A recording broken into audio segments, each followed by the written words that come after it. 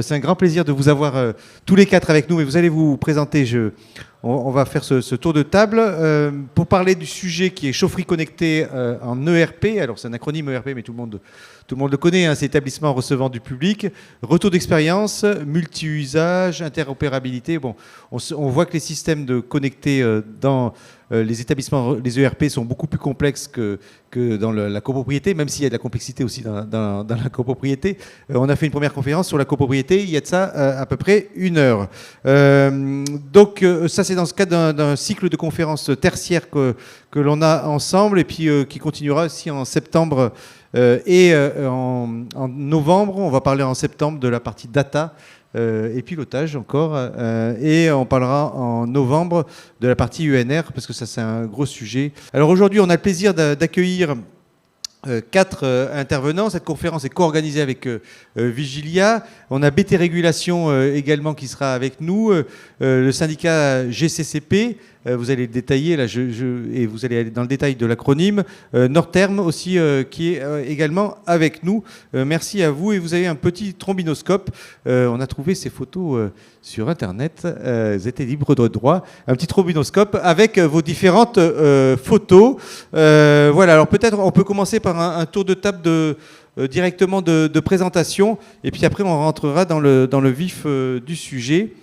Qui est-ce qui veut commencer par se présenter? Alors Olivier, allez, prenez le micro. Bonjour, je m'appelle Olivier Delpierre, donc je fais partie de l'entreprise Vigilia Service, et je suis en charge du développement des produits BT Régulation, donc développement, programmation de tous les produits qui sont vendus et utilisés par la plateforme Vigilia Service. Voilà, mettez bien le micro devant la bouche, ça je parle pour tout le monde. Régis Vignol, je suis donc chez Vigilia, je travaille avec Olivier, je suis le soutien, on va dire, administratif, marketing et autres pour justement développer notre solution. Sylvain Pastre, société Norterm. Norterm est un petit acteur de la place de Paris, parisien, installation, maintenance, tout type d'énergie, fuel, gaz, mais surtout et beaucoup réseau de chaleur parisien, on l'évoquera un petit peu plus tard. C'est une société qui a une 40aine d'années et je pense qu'il commence à être assez connu Paris intramuros. Voilà. Vous allez nous faire effectivement un retour d'expérience, hein, mais on va y revenir, et c'est un grand plaisir aussi de vous avoir, un utilisateur des solutions, de vous avoir avec nous. Ensuite, pour vous, Hubert. Hubert Desrues, je suis conseiller technique au GCCP. Alors le GCCP, c'est la chambre syndicale du génie climatique et de la couverture plomberie. Elle regroupe environ 250 entreprises qui sont basées sur Paris et sur la Petite Couronne. Voilà, merci à vous. Alors on avait dit qu'on allait faire cette conférence, un premier tour de table un peu pour balayer le sujet et le cadrer avec le public, un peu en 4 étapes. Hein. D'abord, rappeler les aspects réglementaires, hein, ça c'est vous, Hubert, qui allez le faire. Ensuite, Régis, vous allez nous parler de la GTC, les bénéfices, hein, de la GTC. Qu'est-ce que ça apporte, hein, dans le cadre des établissements recevant du public et les fonctionnalités. Là, on a branché l'ordinateur, c'est pour ça que vous voyez un ordinateur sur une table. On a branché l'ordinateur sur lequel on vous partagera l'écran, parce qu'on va vous montrer quand même comment ça fonctionne en temps réel, ces systèmes-là. Et ça, c'est Olivier qui nous fera cette démonstration. Et puis ensuite, Sylvain vous fera un témoignage de la manière dont vous appliquez ça dans le domaine de l'hôtellerie notamment, si je me trompe pas. Oui, tout à fait, oui. Voilà, donc, et puis après on aura des discussions et on prendra les questions du public. Alors peut-être, Hubert, pour commencer, on a quand même dans le cadre du tertiaire et donc des établissements recevant du public, il y a 2 décrets qui viennent cadrer ça et qui ont évolué un peu. Pour résumer, c'est le décret BAC, c'est le décret tertiaire. Alors vous allez nous expliquer Tout à fait, oui. les contraintes qui sont liées à ces deux décrets. Oui. Donc ces 2 décrets en fait qui sont parus il y a quelques années et qui sont applicables maintenant. Alors, c'est vrai que généralement, quand on parlait des ERP, on pensait surtout à l'arrêté du 25 juin 80 qui concernait la sécurité incendie. Mais on est dans une phase où nous cherchons à réduire nos consommations d'énergie primaire. Donc on a mis en place le décret tertiaire qui concerne tous les bâtiments tertiaires de plus de 1000 m². avec des objectifs qui sont de réduire la consommation d'énergie de 40% à hauteur de 2030, 50% à hauteur de 2040 et 60% à hauteur de 2050. Alors, comme je disais, ce décret s'applique à tous les bâtiments, y compris les bâtiments neufs. Alors, il est clair qu'un bâtiment qui a été construit avec la RT 2012, vous n'arriverez jamais à faire 60% d'économie d'énergie sur ce bâtiment-là. Donc, pour ça, on a rajouté d'autres arrêtés qui sont rattachés au décret tertiaire, qui sont les arrêtés valeur absolue. Ce sont des arrêtés qui fixent une consommation maximale en fonction de l'usage du bâtiment. Oui, donc quand vous tenez cette économie d'énergie de facto, parce que le bâtiment a été construit de manière efficace au niveau énergétique, vous n'avez pas besoin de faire 60% d'économie d'énergie, bien sûr, ça se comprend. Hein. Tout à fait. Donc on peut considérer que le décret tertiaire sur les économies s'applique surtout sur les vieux bâtiments et ceux qui doivent être rénovés. Ce qui est important, c'est que le décret donne aussi une obligation de renseignement, c'est-à-dire que tous les établissements doivent renseigner leur consommation sur une plateforme qui est gérée par l'ADEME, qui est la plateforme Opéra. Et ils doivent arriver, évidemment, à démontrer sur Opéra qu'ils tiennent leurs objectifs en 2030 de moins 40%. Voilà, parce que c'est important de le repréciser pour le public. C'est pas des consommations théoriques, c'est des consommations réelles. C'est basé par une consommation de référence qui a été prise entre 2010 et 2019. C'est ça. Donc évidemment, si vous avez fait une rénovation en 2015, vous avez tout intérêt à prendre une consommation de référence en 2014 ou en 2013. Très bien. Ça, c'est pour le décret tertiaire. Alors, l'autre texte découle un peu du décret tertiaire. C'est le décret BACS, Building Automation and Control System. Mettez bien le micro sur le... Oui, c'est une obligation pour tous les bâtiments de mettre en place un système de surveillance et de mesure sur les établissements, donc une GTC. Alors, ces installations-là devront être installées au 1er janvier 2025 pour les immeubles qui ont une puissance supérieure à 290 kW. Donc là, on entend par comptage, évidemment, le chauffage, le froid, la ventilation, l'eau chaude et l'éclairage.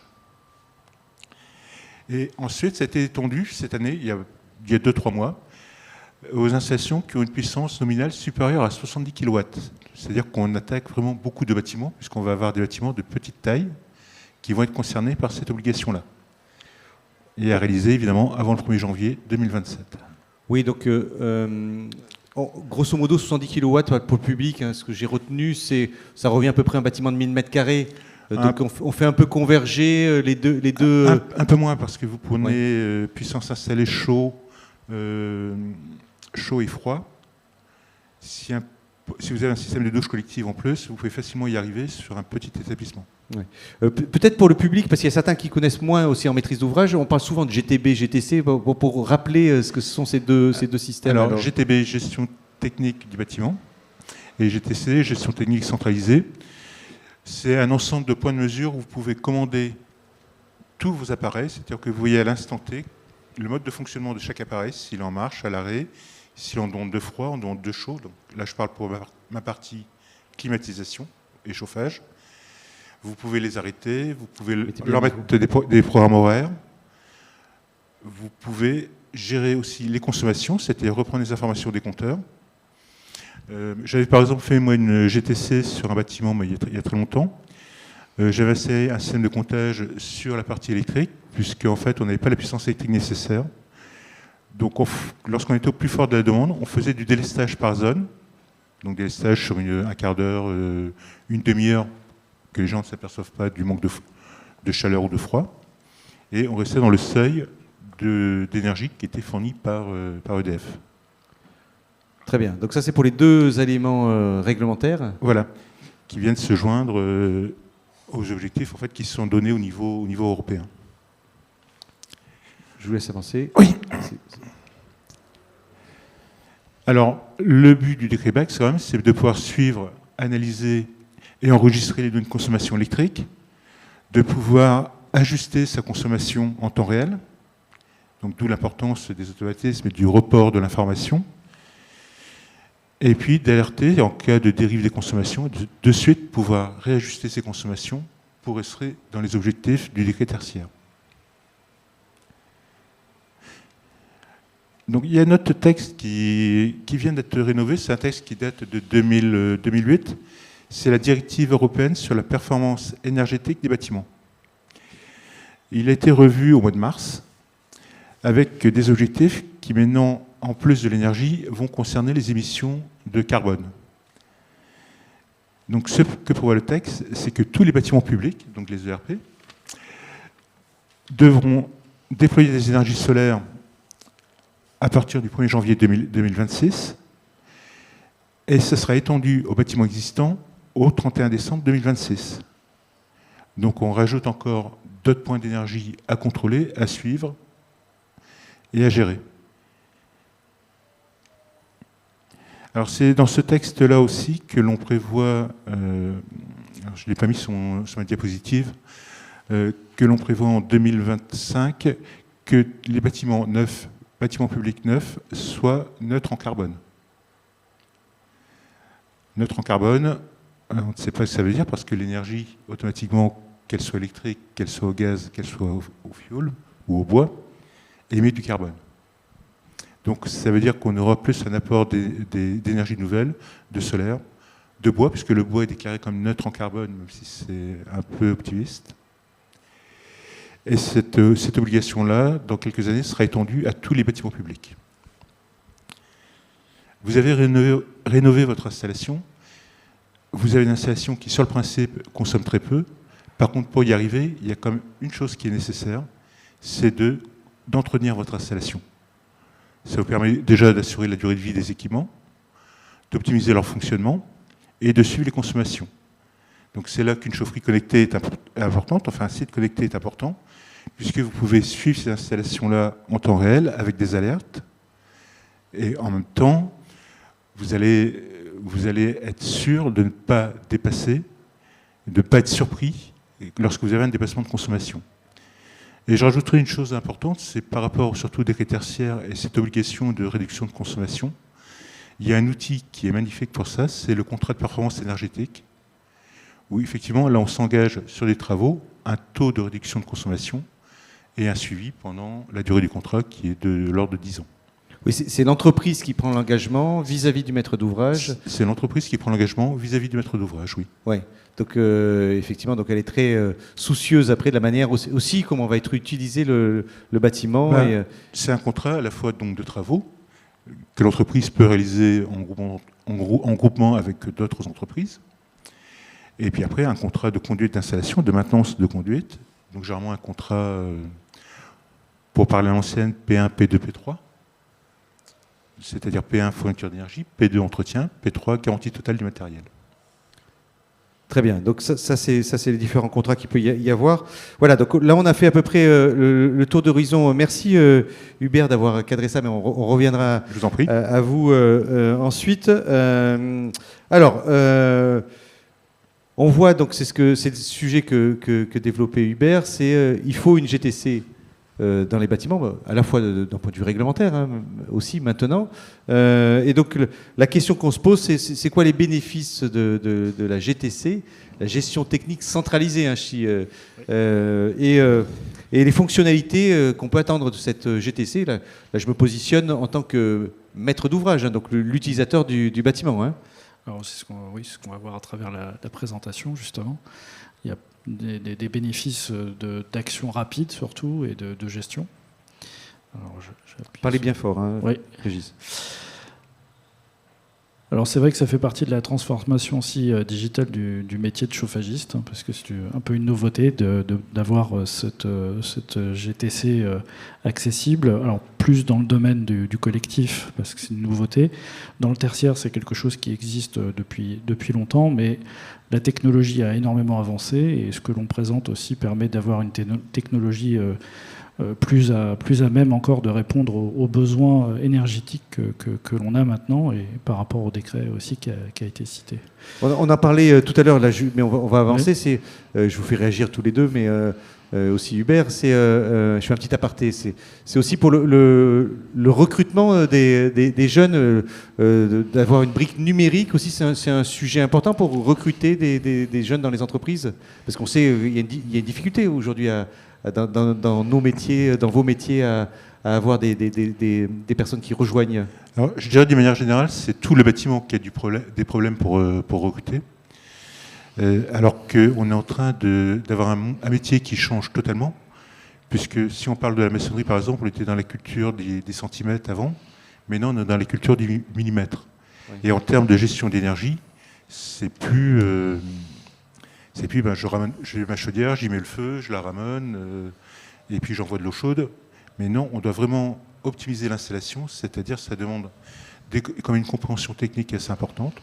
Et puis le fait de travailler sur des tablettes, de travailler avec des régulateurs très compliqués, c'est vraiment un métier qui devient très très technique. Ouais, donc du numérique dans vos activités. Et là, je vous laisse continuer. Donc la partie connectivité. Oui. Alors, juste pour présenter un peu la société, c'est Vigilia Service et BT Régulation. Vigilia Service, c'est la plateforme que l'on voit sur le côté gauche, qui permet justement de pouvoir gérer à distance votre installation. Et BT Régulation, c'est la partie hardware, c'est-à-dire le régulateur avec les modules qui permettent de s'inscrire dans la chaufferie et de pouvoir connecter la chaufferie et interagir avec. Voilà, la partie hardware, alors pour parler... parce que hardware et software. Ouais. Il y a deux parties en fait dans notre société. Alors, on doit répondre aujourd'hui à des enjeux. Alors, je vous propose de regarder une vidéo justement qui va nous permettre d'établir un petit peu les enjeux actuels que l'on... Paul est chauffagiste et gère un parc conséquent de chaufferies. C'est un professionnel reconnu qui accorde de l'importance à la satisfaction de ses clients. Néanmoins, Paul fait face à des situations complexes. Comment conjuguer les attentes de ses clients et sa gestion d'entreprise ?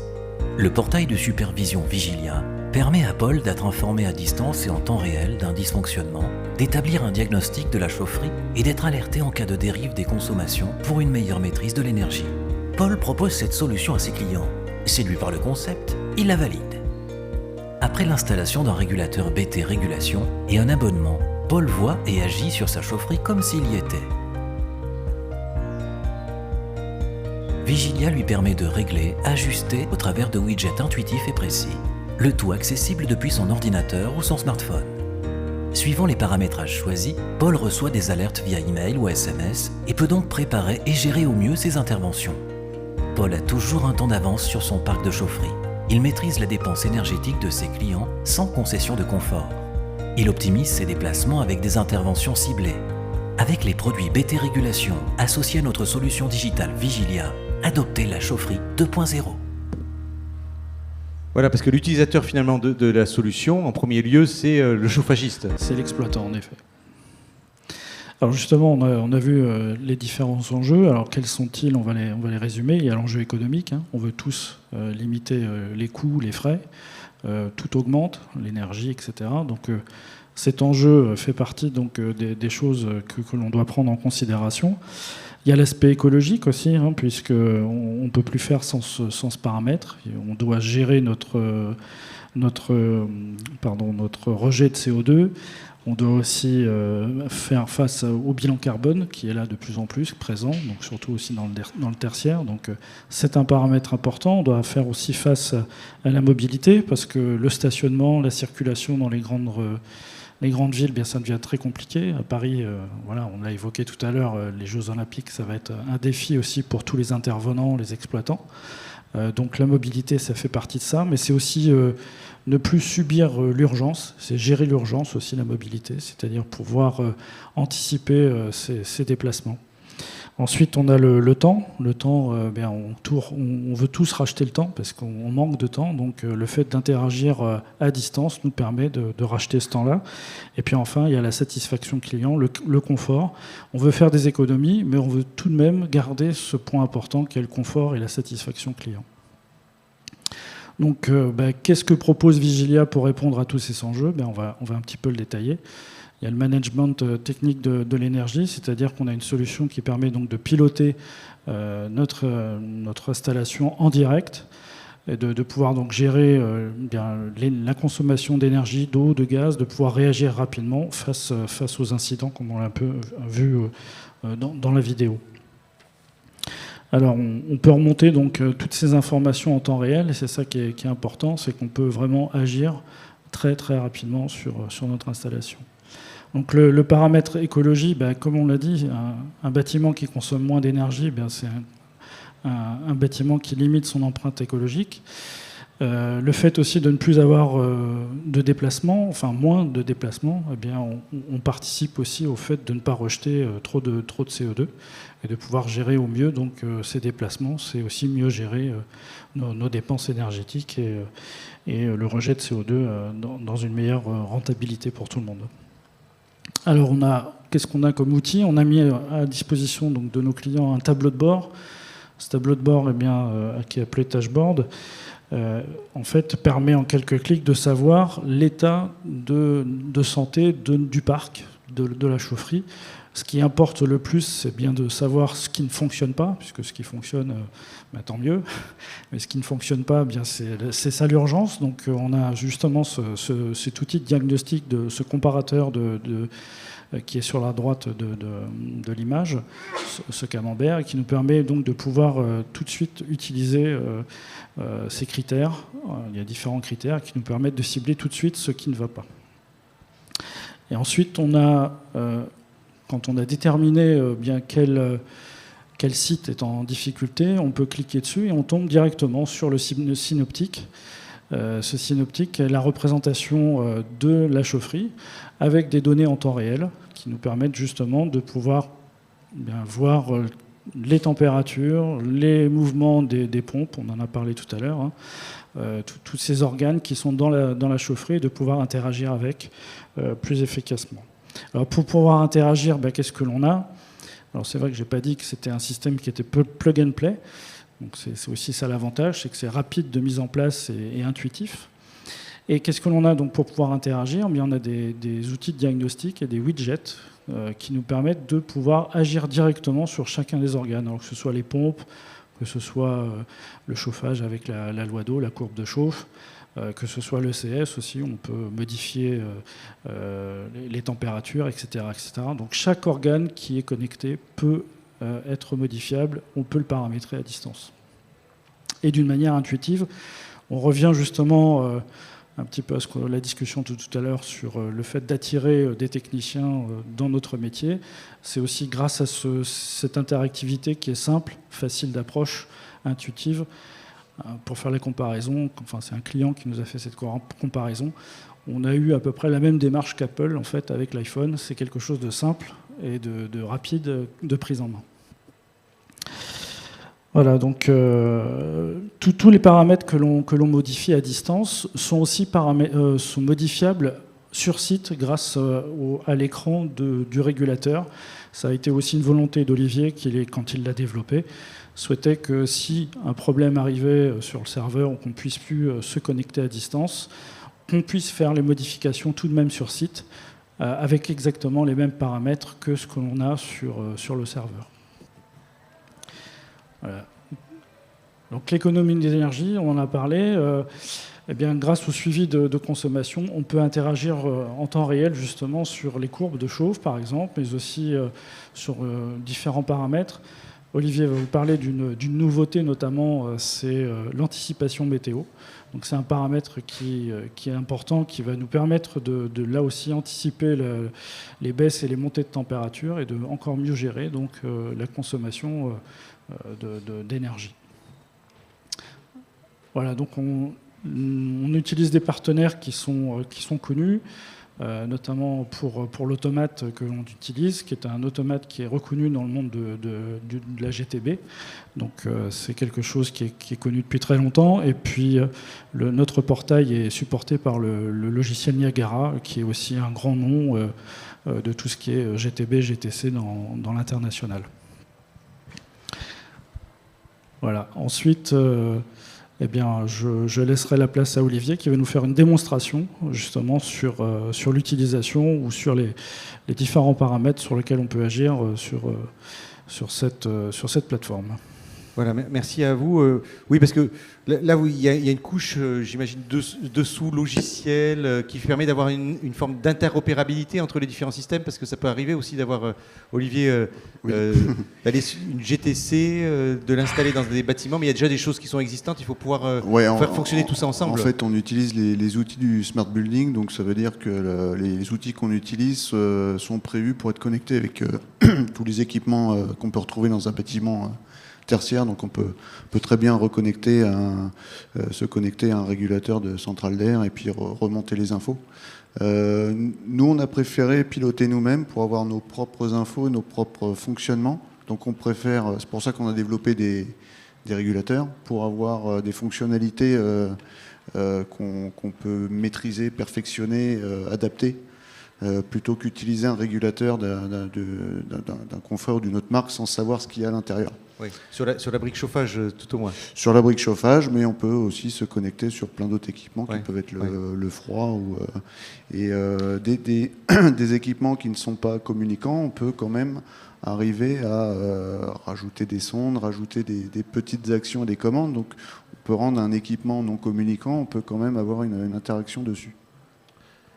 Et l'outil qu'on utilise permet toutes ces choses-là. Hier, on a d'ailleurs, je vous fais juste un témoignage, on a eu une conférence de la mairie d'Aix en Provence, sur lequel ils sont venus faire un témoignage de GTC qui a été mis en place sur le stade. Et effectivement, ils ont fait 30% d'économie d'énergie en mettant en place cette GTC, en revoyant certains aspects, mais quelque chose sans changer grand-chose. Hein. Donc l'économie tout de suite colossale. 40 tonnes de CO2 par an. Oui. Donc vous allez nous montrer le fonctionnement de la plateforme en elle-même, technique. Et donc ça, c'est ce à quoi accèdent les exploitants, les chauffagistes.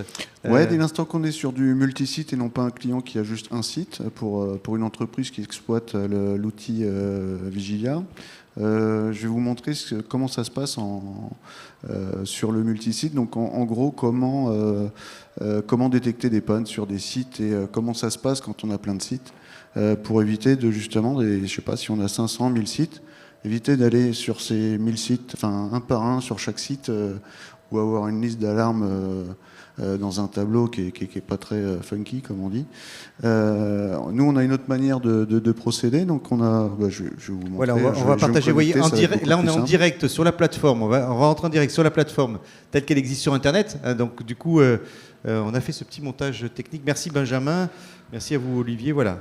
Et là, on partage votre écran. Voilà. Donc là, vous voyez la plateforme multisite. Donc en fait, là, vous avez un panel de sites là, qui sont surtout répartis sur Paris, là, de ce qu'on peut voir. Donc tout ça sont des sites connectés. Donc nous, notre façon de procéder, pour aller droit au but, en fait, c'est que on a un camembert là qui, par défaut, nous indique sur le parc actuel le nombre d'alarmes. Donc bien évidemment, tous ceux qui n'ont pas d'alarme sont au vert et ça, du coup, on ne s'en occupe pas. Le but, c'est d'attirer l'œil sur ce qui n'est pas au vert. Donc là, on voit une petite zone jaune et une petite zone rouge. On voit un petit. Donc en fait, ce qui est jaune, c'est un site qui a au moins une alarme. On part du principe qu'un site est constitué, une chaufferie, de plusieurs éléments. Donc si vous étiez en panne totale, une alarme ne suffit pas en fait. Vous avez forcément le chauffage qui s'est coupé, vous avez la chaudière qui a eu un souci, vous avez l'eau chaude. Donc on ne va pas s'inquiéter tout de suite d'une alarme. Par contre, quand on commence à avoir plus d'une alarme, là, on peut peut-être s'interroger, parce que aussi, des fois, on a des sites où on a connecté qu'un seul réseau de chauffage, donc il n'y a peut-être pas beaucoup d'éléments non plus qui peuvent générer des alarmes. Donc, en premier lieu, on se concentre sur ce qui est au rouge. Donc, moi, en cliquant sur ce qui est rouge, j'ai un site là qui apparaît. Donc, tout de suite, je regarde ce que c'est. Oui, là, donc on décrit quoi? Les températures, Alors, la chaudière, le chauffage, je vois, c'est ça, hein.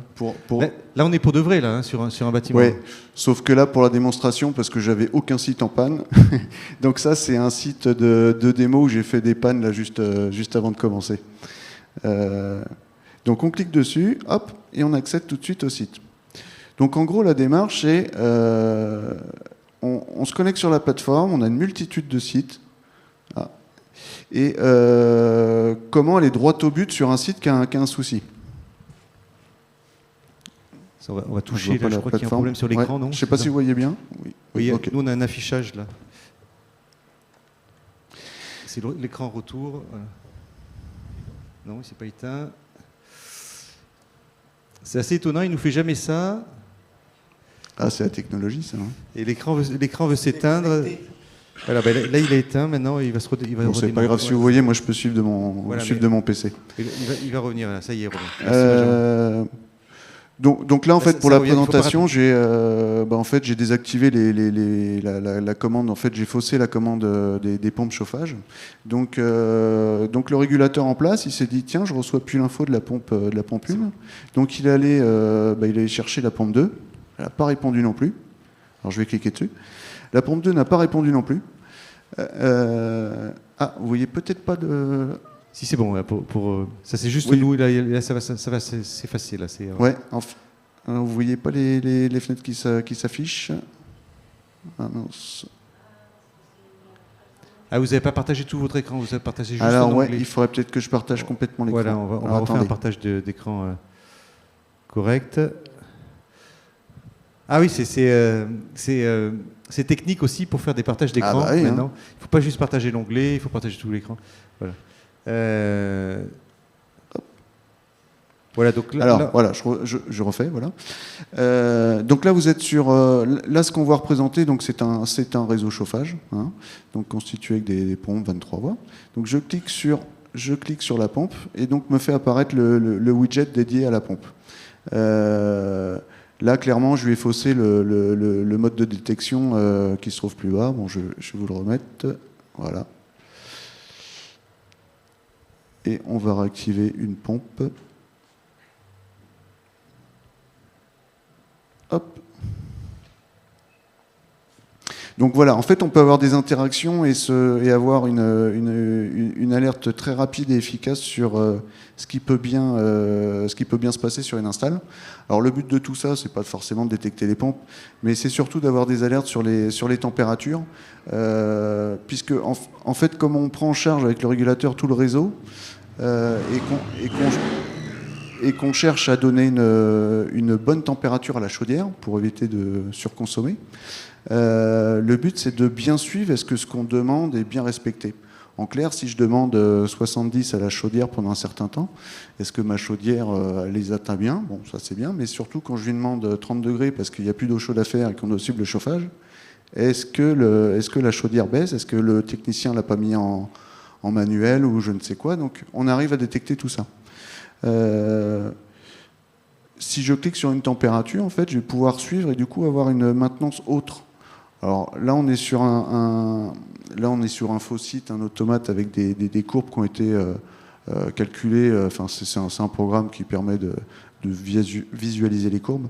Le but de tout ça, c'est en fait, c'est de pouvoir analyser, puisque quand on est face à une chaufferie, qu'un technicien regarde ses températures, il va regarder ses thermomètres sur un instant T, mais il ne va pas s'apercevoir que la chaudière a du mal le matin quand il y a une relance d'eau chaude, que la chaudière ne respecte pas du tout la consigne demandée, donc la plupart du temps on va demander 65 à la chaudière, puis en fait elle est toujours à 80 tout le temps, donc ce qui génère des surconsommations.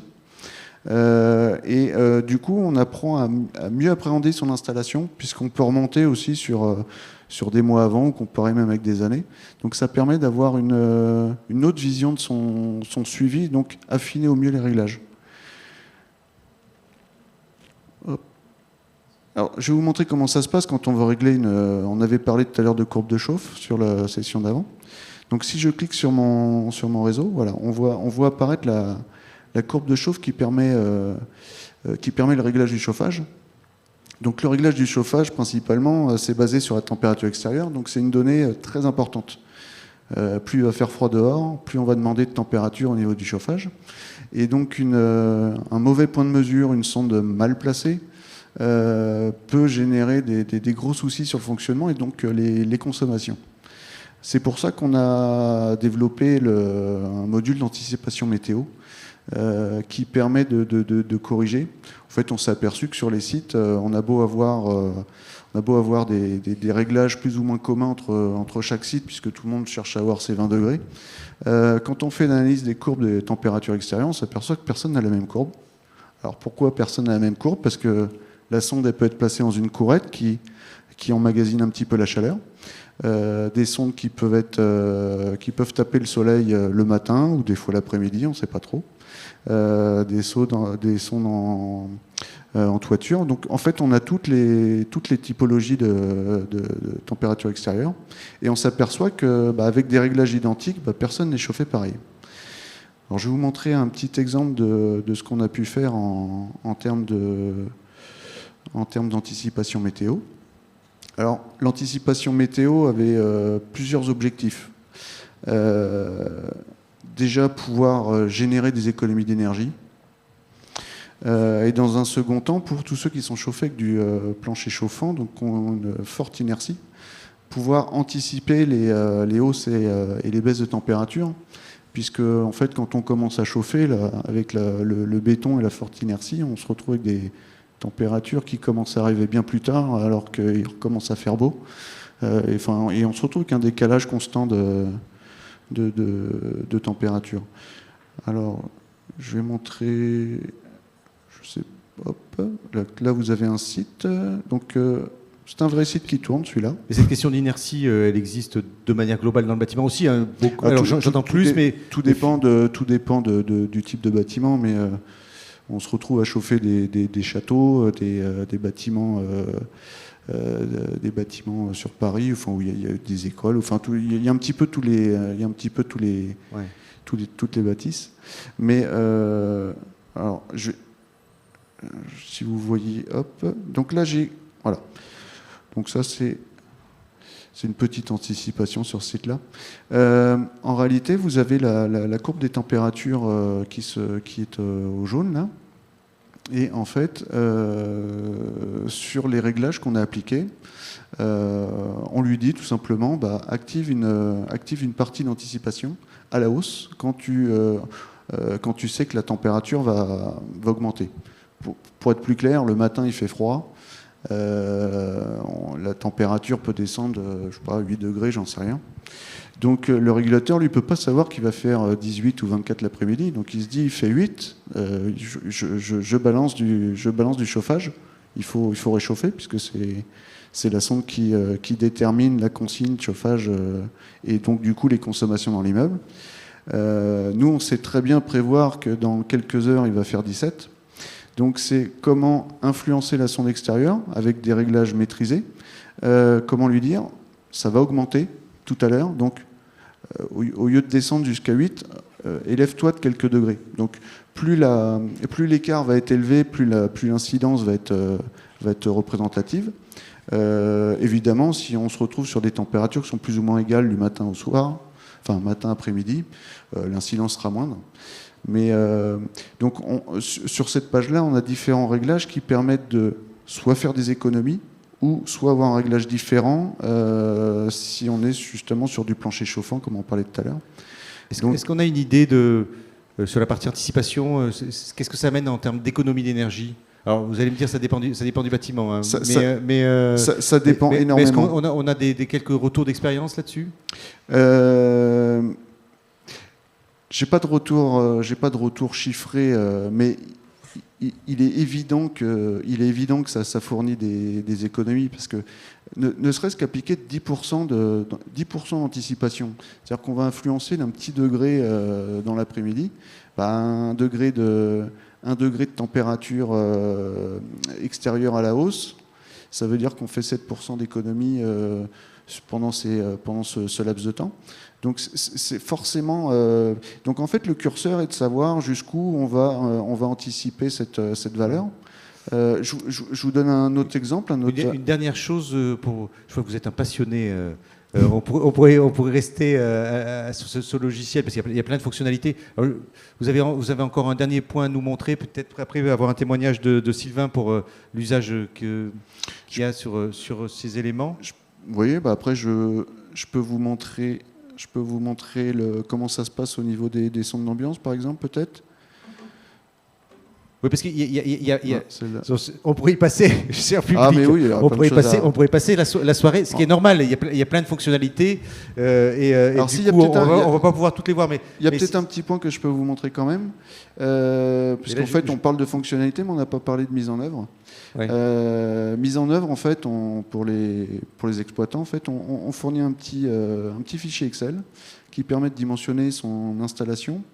Donc on a un petit fichier qui permet de concevoir son installation visuellement, de déterminer son matériel.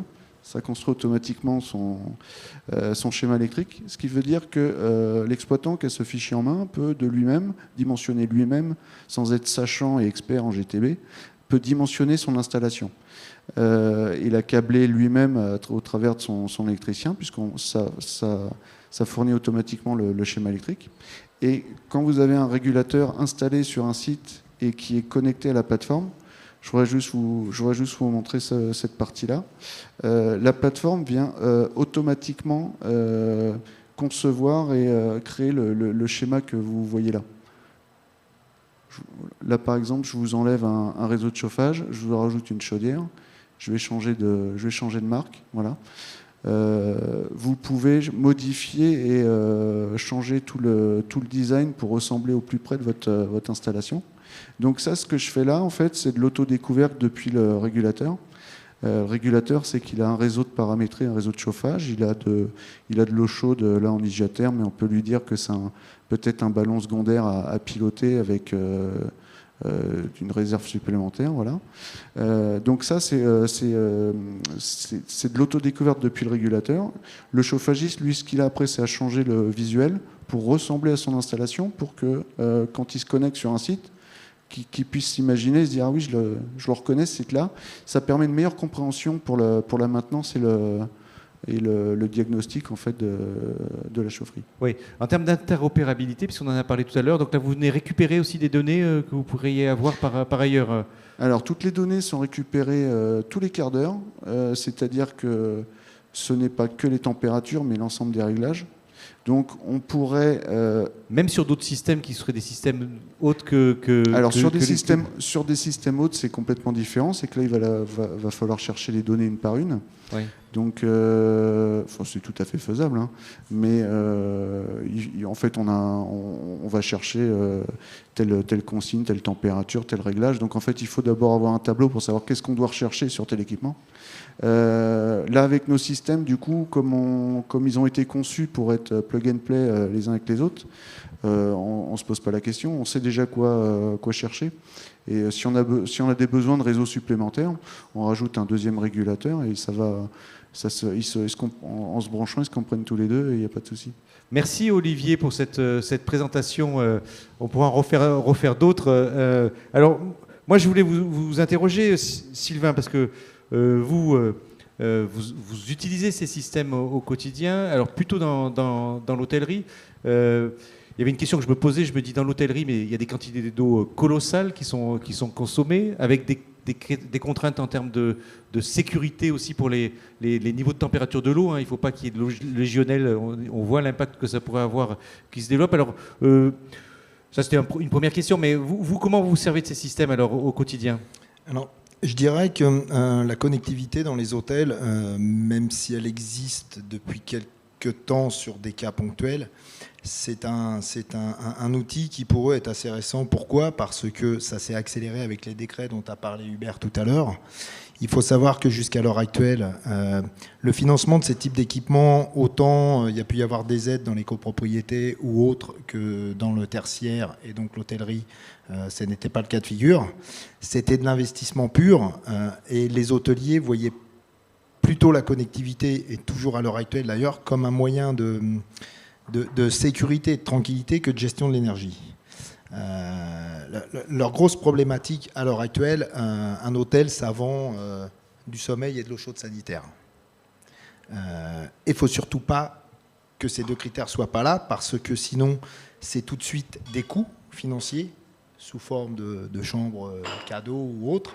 Et donc, pour eux, cet outil-là, c'était un outil sécuritaire leur permettant d'anticiper les pannes, d'être avertis avant, de gérer les équipements qui étaient doublés ou triplés pour certains cas de figure, générateurs ou production d'eau chaude, et éviter ces pannes. Je dirais qu'en plus, par rapport à une copropriété, ils en ont parlé dans la réunion d'avant, on distribue de l'énergie de manière uniforme. Il faut savoir que la mutation dans les hôtels depuis une quinzaine d'années, c'est le moyen d'offrir à chacun le confort qui l'intéresse. En gros, vous avez plusieurs appartements, on délivre des régimes de température permettant d'obtenir dans les appartements les mêmes températures pour tout le monde. C'est bien le micro. Ouais. Un hôtel, c'est plus du tout comme ça. À part ce qu'on appelle les petits hôtels de gare, qui sont des hôtels, alors c'est pas péjoratif, mais des hôtels professionnels où les gens s'y arrêtent pour une nuit ou 2 nuits quand ils viennent sur une réunion à Paris ou autre. Tous les autres hôtels, ils ont pour souci d'offrir à leurs clients la possibilité pour certains d'avoir telle température dans les pièces et pour d'autres beaucoup plus froid, beaucoup plus chaud. On a une clientèle hôtelière sur Paris qui vient de divers endroits du monde et qui ne sont pas du tout sur les mêmes attentes. Donc, appréhender la partie gestion de l'énergie à l'heure actuelle, c'est encore tout nouveau pour eux avec les systèmes connectés.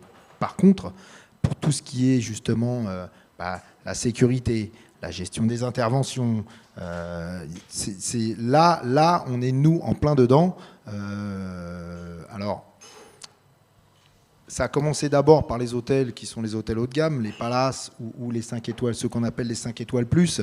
Mais depuis maintenant 1 an et demi, 2 ans, on voit la grosse majorité de la clientèle hôtelière parisienne qui sont les hôtels de tourisme s'orienter vers nous, justement parce qu'il va y avoir des efforts à faire malgré tout sur ces gestions et ces problématiques d'énergie, tout en y combinant toujours la sécurité, la tranquillité de fonctionnement des installations.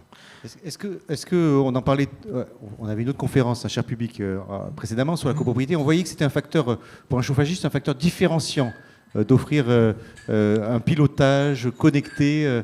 Est-ce qu'aujourd'hui, vous constatez que c'est différenciant, ça vous est demandé, et puis c'est la variante qui fait qu'on emporte le morceau peut-être d'une moindre mesure que dans la copropriété, parce que dans la copropriété, mes confrères amènent cette technologie avec eux. Dans l'hôtellerie, il faut savoir qu'il y a très peu d'hôtels qui sont des hôtels qui appartiennent à un propriétaire unique.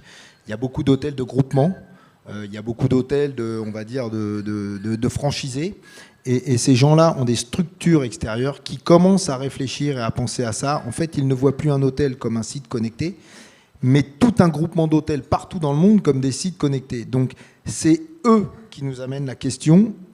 On leur amène des solutions, mais derrière, ça restera leur maîtrise à eux. On n'a pas forcément, avec tous, la main comme on peut l'avoir ou comme Olivier a pu l'expliquer dans les copropriétés, où l'exploitant va pouvoir être l'interlocuteur connecté du client. Nous, notre client, y est autant que nous sur les hôtels. Oui, et vous, alors on en parlait avec les Jeux Olympiques qui arrivent, les déplacements à Paris, on parlait des zones à faible émission, les ZFE. Bon, aujourd'hui, c'est devenu une grosse contrainte pour les professionnels qui ont besoin de se déplacer dans Paris. Alors, vous, j'imagine que ça change votre métier aussi. Ah bah, on s'attend, oui. Alors, on s'est déjà un petit peu préparé, mais l'été 2024... dans l'hôtellerie à Paris, a mis tout le monde sur les dents. Quand je vous disais tout à l'heure que eux, il faut... Alors, l'exemple en est même à cette période-là. Enfin, ça va être pas de la tolérance zéro, mais presque sur les arrêts techniques de fonctionnement. Donc, on est justement en train de réfléchir à des systèmes et à l'évolution de leurs installations, à doubler, sécuriser ou tripler les capacités de production, et après automatiser avec des systèmes de gestion centralisés. C'est ça, il faut tout connecter avant les JO pour pouvoir gérer ça, sinon ça va être... La mission vous allez est avoir belle, du boulot, je pense, Vigilia et BT. Ça peut peut-être faire rire, mais on a des hôteliers, parce que les directeurs techniques échangent beaucoup les uns les autres, qui nous ont déjà demandé si ça pourrait être intéressant, par exemple, s'ils se groupaient à plusieurs, de nous laisser des chambres de disponibles pendant la durée des JO. Alors, ça ne va pas être des chambres de palace, mais pour pouvoir y mettre des techniciens à nous, pour qu'ils soient sûrs que les gens soient là par intramuros au cas où il y ait un incident qui soit insolutionnable. Oui, Donc, c'est malin à double titre, mais donc, mais je ne peux pas vous dire que ça se fera ou pas, mais ils ont des réflexions qui peuvent être celles-là. Ouais. Hubert, je voulais vous faire réagir, oui, parce que merci, on va continuer, hein, mais de manière globale sur les professionnels, puisque vous avez une vision globale, donc on est en tension, là, si j'entends bien, là, sur les actions qu'il faut mener avant. Je parle des ERP, hein, tout ce qui est et là, focus sur l'hôtellerie, sur ces métiers, parce qu'il y a beaucoup de choses à faire avant les JO. Les JO, le Grand Paris aussi, hein, c'est tout alors, ça. Le Grand Paris, non, c'est plutôt une opportunité avec tous les chantiers qui sont générés par le Grand Paris. Le problème des JO et de la ZFE, d'une manière générale, c'est déjà un coût d'investissement pour l'entreprise, puisque beaucoup d'entreprises vont devoir changer leur parc automobile. Les voitures essence ne pourront plus rentrer dans Paris. Ça veut dire que les entreprises devront être équipées de voitures électriques, devront donner la possibilité à leurs salariés d'avoir une borne de recharge chez eux. Donc tout ça, il va y avoir un coût important pour l'entreprise. Oui, donc quand on connecte, finalement, on peut diminuer aussi le parc véhicule. Alors j'ai compris que le métier a changé, c'est-à-dire que ça ne veut pas dire qu'on ne va pas travailler, mais on va travailler plus derrière son écran. Là, je vois Régis qui voulait réagir. Ou Olivier, on va travailler plus derrière son écran, on va suivre les éléments, mais enfin, il faut continuer à bosser, mais c'est autrement. Hein. C'est un peu comme le télétravail. En fait, la façon de penser, c'est de ne plus réagir à un coup de téléphone, quelqu'un qui appelle en disant ça chauffe pas, et en fait, envoyer quelqu'un systématiquement pour vérifier et voir ce qui se passe. C'est aberrant de nos jours de se dire en un coup de téléphone, on fait déplacer un gars et on fait traverser tout Paris. Aujourd'hui, on a la possibilité de voir ce qui se passe instantanément.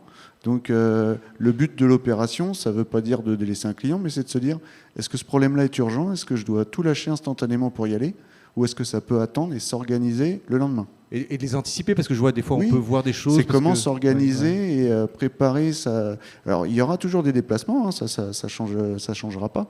Mais comment organiser sa tournée du lendemain pour se dire, j'irai à tel site, je passerai par l'autre pour voir ce souci qui n'est pas urgentissime et qui nécessite pas un déplacement en pleine nuit. Et puis j'imagine que le déplacement, là je parle pour vous deux qui êtes des professionnels, mais le déplacement il est mieux prévu aussi parce que je connais mieux la panne et donc je pars avec les bons équipements. Là je parle pour oui, vous. Tout à fait, oui.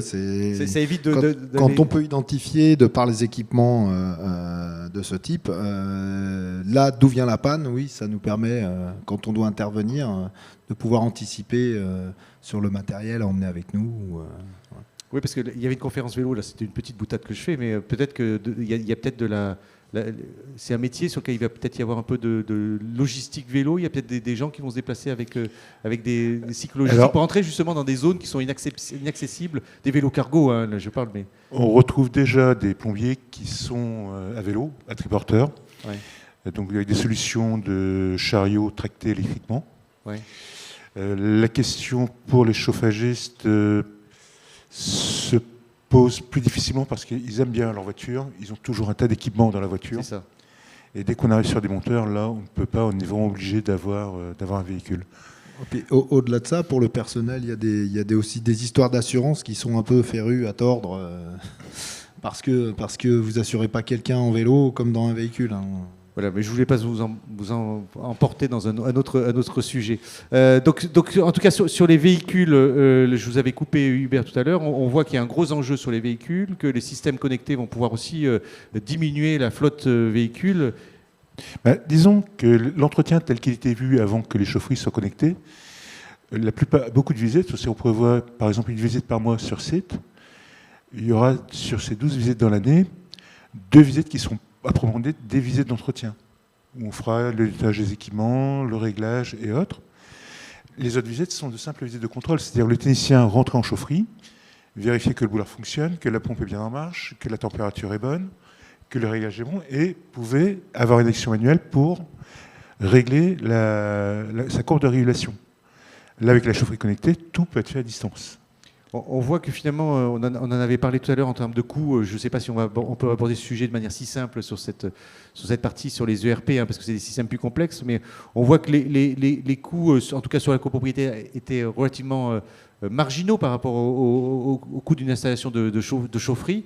Là, c'est peut-être un peu différent, mais par rapport aux bénéfices, finalement, il y a un enjeu important de passer au connecté. Oui, puis quand on rapporte ça aux autres coûts qu'il peut y avoir dans un hôtel, que ce soit la lingerie ou les choses comme ça, je pense que la quote-part de la partie connectivité est encore plus faible, malgré tout, que dans la copropriété. Oui, parce que les ERP, comme tous les bâtiments tertiaires, c'est des endroits où on travaille, et donc il faut que ça tourne. Oui, et donc là, on peut pas. C'est ce que vous décriviez tout à l'heure. On ne peut pas se permettre de ne pas avoir de période de chauffe. Et puis en plus, je dirais que dans un ERP, alors on va même sortir du cadre de l'hôtel, c'est que les investissements généralement sont toujours répercutés sur les utilisateurs derrière, donc les propriétaires, c'est pas un peu transparent pour eux, mais tout ce qu'ils vont payer, ils vont le faire payer derrière. Donc on n'est pas dans une notion financière au même point que dans la copropriété. Alors, cher conférencier, vous savez que vous avez votre téléphone portable avec vous, j'imagine. Sinon, vous les attrapez. Hein. Je vous laisse, vous les avez sur vous. Cher public aussi, vous avez les téléphones. Ça y est, je vois que tous ils sortent leur portable. Vous êtes habitués. Il y a un petit quiz maintenant. Il y en a certains qui espèrent se refaire. C'est-à-dire qu'ils se sont dit, premier quiz, j'ai pas gagné. Là, je vais être premier. Je vous rappelle les règles du jeu. C'est celui qui répond le plus vite a le plus de points. Alors maintenant, vous êtes habitués, mais il faut répondre de manière juste, bien sûr. Hein, c'est pas répondre plus vite n'importe quoi.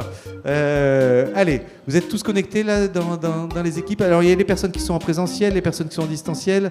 Vous allez pouvoir le faire. Benjamin, on va le lancer. Comme ça, les personnes vont se connecter. Ça y est, ça arrive en même temps. Allez, on fait démarrer le Kahoot. Attention, c'est parti sur les chaufferies connectées. Multi-usage, interopérabilité, 3, 2, 1, partez, je vois, il y a Morgane aussi.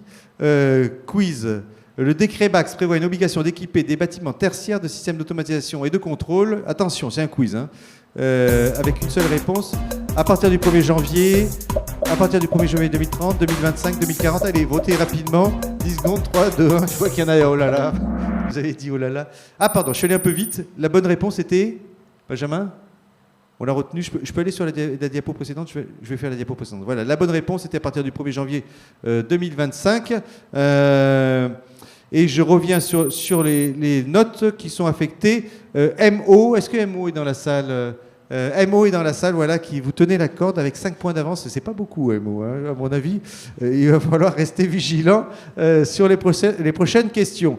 Allez, on continue. Ah oui, il fallait prendre les lunettes aussi pour certains. Allez, on continue avec vous, Sylvain. Voilà, si je peux avancer, peut-être j'arrive pas à avancer, Benjamin. Le jeu est en pause. Voilà, quiz. Deuxième question. Le décret BAX concerne les bâtiments existants, 9 existants, décret BAX. Allez, répondez vite là parce que c'est 10 secondes aussi. Voilà, c'était 9 et existants. Est-ce qu'on est bien d'accord, Hubert? Voilà, c'était bien ça, 9 et existants. On va voir ce que ça a donné en termes de classement.